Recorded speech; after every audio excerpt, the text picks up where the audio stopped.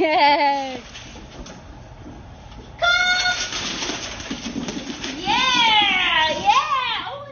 Hey everybody, this is Leah Cook with Confident Companions, and in today's video what we're going to discuss is what you need to know before you even involve the dog with come when called training.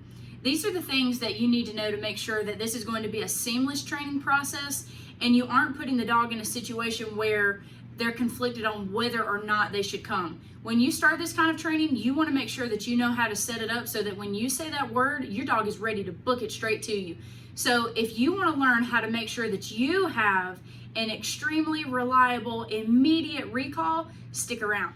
The first thing we need to discuss is exactly what is an emergency recall, because if you don't train it or treat it the same way that I do, you may have mixed results. So for me, an emergency recall is a signal that I give my dog, and I want them to immediately and without hesitation turn and sprint back to me. Okay, this is not an everyday come when called, like it's raining and I notice that they're sniffing something really interesting, but I don't want to go out there and get them.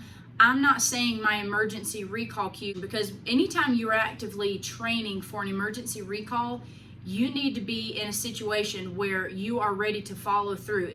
The biggest thing is if you are not in a situation or you don't have time to follow through immediately, you don't need to be saying this word, because if you don't follow through, you're not going to have as good or as solid or reliable of a recall. The next thing we need to do is select an emergency recall signal. So the reason I'm calling it a signal instead of a word or something like that is because it's not always a word. For me, one of the first things that I actually taught my dogs is a whistle recall. I'll have the link to this whistle in the description if you want it, but I think you can see it. It's positivedogs.com. I would suggest that if you do teach a whistle recall, that you have alternates in addition to that, because if you ever forget your whistle, or if you're like me and you get stressed out and then your mouth doesn't work the way it normally does, that's not going to help you, especially in a stressful situation. I can see myself going, okay, and nothing coming out. So I really like whistle recalls, especially because I go to the beach a lot with my dogs. And on a really windy day, I mean, you know, if you're walking with someone on the beach and you're screaming to them, they may not hear you because the wind is just blowing all of those sound waves back. They're just not reaching them. But a whistle recall can really pierce through all of that. It carries farther. So anyway, I really like them for certain situations, and it's really different. A fast sequence of 3 or more high-pitched noises can incite movement in dogs and other animals as well. So if you just want to go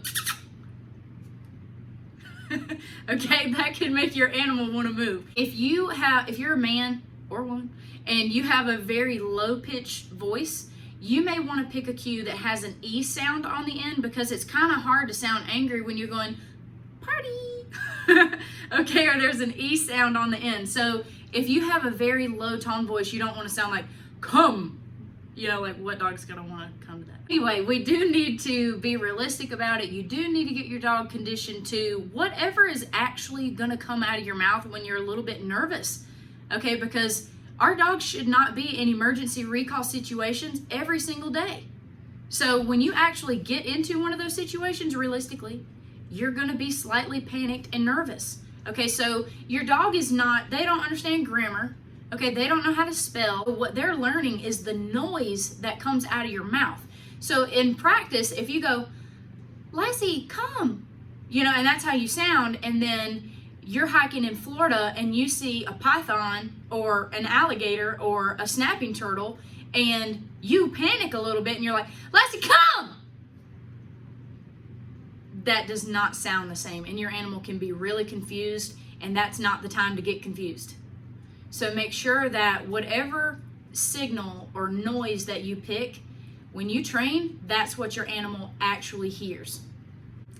Now that you've seen what an emergency recall looks like, and we've talked about what an emergency recall is, and we've talked about how to select a recall signal, I want to show you how to get started.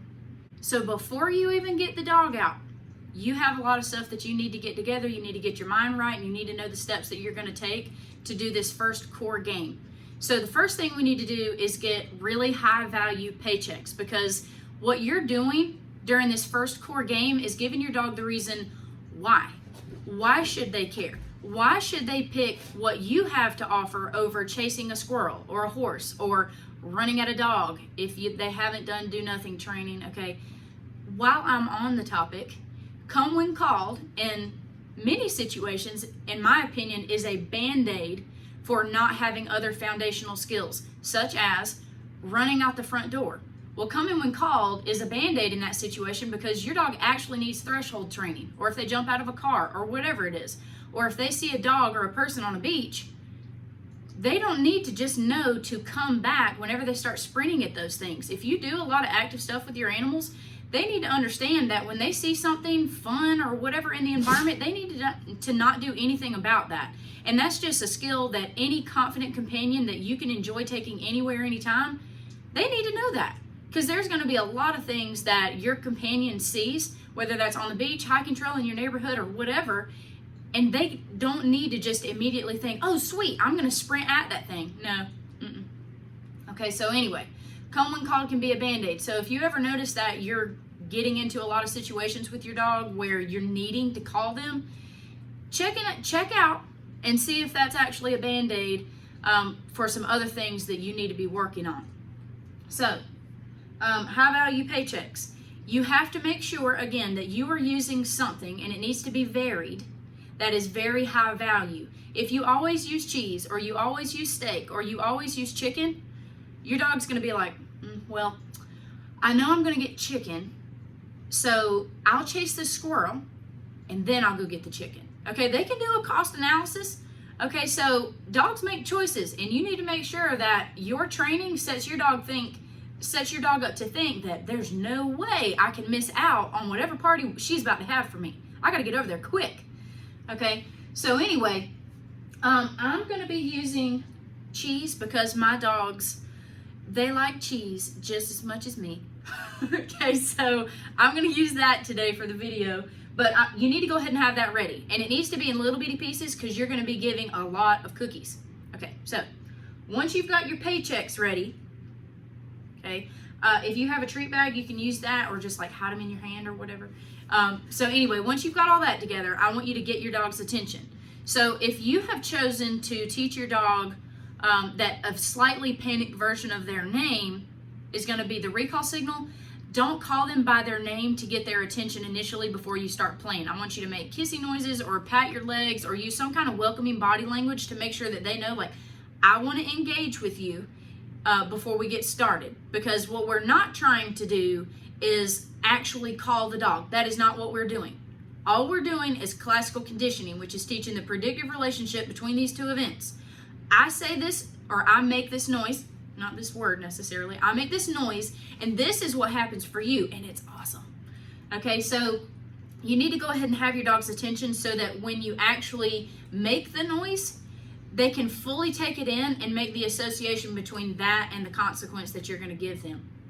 So what we're going to do is we're going to stand very close to our dogs. And what I tell all of my students in class and in private training is that when you're playing this first core game, when the noise comes out of your mouth, you need to be able to reach your dog's mouth. Okay, so they don't have to move an inch. Okay, and I know that sounds crazy. I know a lot of you are like, but I want my dog to come to me. We're going to get there, but this is what you have to do first if you want to do it the right way. Okay, so I want you to stand within an arm's reach of your dog's mouth. Okay, got it. All right, so what we're going to do, we've already got our cookies. We're standing within an arm's reach of our dog. We've gotten their attention already. When all of that has happened, I want you to say or make the noise loud and proud, just like it would happen in real life. Then I want you to have at least a 10-second party with whatever high value paycheck you brought to the game today. Okay, 10 seconds. And I'm talking about, we are so happy. You are the best dog. This is just great. I love you so much. Here's all these valuable paychecks that you love. We want that kind of energy for 10 seconds. Okay, so don't sit there like a knot on a log and say the word and then, good boy, good boy. Okay, don't do that. All right, that's not going to be super fun. Now, a lot of people, what they do, they tell me that Well, my dog really loves when I pet them. And so what they'll do is while they're trying to pay their dog, they try to pet them, and then what they'll see is a weight shift backward. And that means your dog doesn't want to be touched while they're trying to gobble down the chicken. So if you try to pet your dog and you notice that they back away from you, they said no. They love you, but right now they're focused on the food. Don't take it personally. Okay, so anyway, I'm gonna get them, or actually I'm gonna get one of them out because I wanna make sure that all of them are not trying to have some kind of feeding frenzy over the cheese. So I'm gonna put 2 of them out of the room, and then I'm gonna use one of them, and I'm gonna show you how to do it. Good girl! That is such a good girl, Nana! You are such a good girl! Yes, you are! Yeah! Good girl! Yeah! Good girl, Nana! You are such a good girl! You ready? Yeah! Good girl! Yeah! That was fun. One thing I want to tell you about why I paid the dogs that long is because what I don't want is for the dog to think that this is just a one and done situation. I run over here, I get my cookie, and then bam, I'm gone. No, you want to hang out with me. Okay, coming back over here to me doesn't suck. It's fun, and we're going to have a party for a really long time. And another reason that I do that is because eventually I teach the dogs that when I call you to me, this is somewhere that you have to stay until I release you. I really can't think of any situation where you would actually be in an emergency recall scenario and it would be okay for your dog to come back to you and then immediately go back to what they were doing. So from the very beginning, we're just looking down the road and preventing issues. So a lot of people, they don't want to, pay their dog that long, but I'm telling you, you're most likely going to run into issues if you don't do it this way. So just go ahead and help your future self out and pay your dog for at least 10 seconds like the trainer told you to do, and you'll be all right. So if you enjoyed this video, please subscribe to the channel, like the video, and let me know in the comments, because hearing from you helps me know what you need more of or what you don't understand or what I could do better. So I look forward to hearing from you in the comments.